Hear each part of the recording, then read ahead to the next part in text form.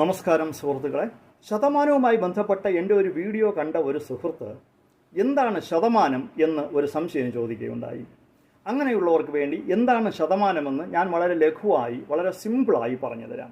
ശതമാനം എന്ന് പറയുന്നത് ശതം മാനം എന്ന രണ്ട് വാക്കുകൾ കൂടിച്ചേർന്ന വാക്കാണെന്ന് നമുക്കറിയാം. ശതം എന്ന് പറഞ്ഞാൽ 100, മാനം എന്ന് പറഞ്ഞാൽ അളവ്, ശതമാനം എന്ന് പറഞ്ഞാൽ 100-ൽ എത്ര എന്ന അളവ്. അതായത് 100-ൽ എത്ര എന്ന് പറയുന്നതാണ് ശതമാനം. ഇപ്പോൾ 100-ൽ 10 മാർക്ക് കിട്ടിയെന്ന് പറഞ്ഞാൽ 10% മാർക്ക് കിട്ടിയെന്നാണ് അർത്ഥം. 10%. 100-ൽ 10 എന്ന് പറഞ്ഞാൽ 10%, 100-ൽ 50 എന്ന് പറഞ്ഞാൽ 50%, 100-ൽ 25 എന്ന് പറഞ്ഞാൽ 25%, 100-ൽ 90 എന്ന് പറഞ്ഞാൽ 90%, 100-ൽ 100 എന്ന് പറഞ്ഞാൽ 100% മുഴുവനും. ഇനി അതിൻ്റെ ഒരു ലഘു വിവരണം ഞാൻ എഴുതി കാണിക്കാം.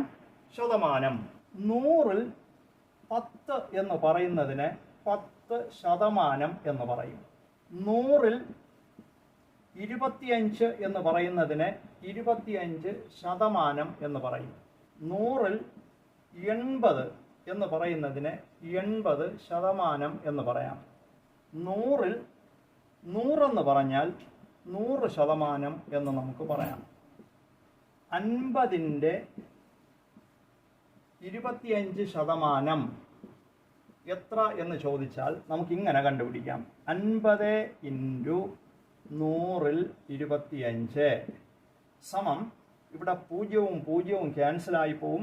5 × 25 125, 125 ഭാഗം 10 സമം 12.5. അതായത് 125-നെ 10 കൊണ്ട് ഡിവൈഡ് ചെയ്യാൻ പറഞ്ഞാൽ ഒരു സ്ഥാനം മാറ്റി ദശാംശം ഇട്ടാൽ മതി. അപ്പോൾ 50-ൻ്റെ 25% എന്ന് പറയുന്നത് 12.5. ഇനി വേറൊരു ക്വസ്റ്റ്യൻ. 500-ൻ്റെ 30% സമം 500 × 30/100.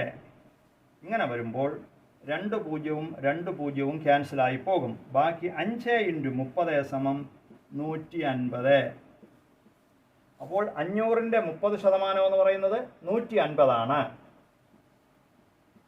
750-ൻ്റെ 50%, 750 × 50% എന്ന് പറയുമ്പോൾ 100-ൽ 50. അപ്പോൾ നമ്മൾ നോക്കിയാൽ 0-ഉം 0-ഉം ക്യാൻസലാകും, ഈ 0-ഉം ഈ 0-ഉം ക്യാൻസലാകും. അപ്പോൾ നമുക്ക് കിട്ടുന്ന 75 × 5. 75 × 5 എന്ന് പറയുന്നത് 375.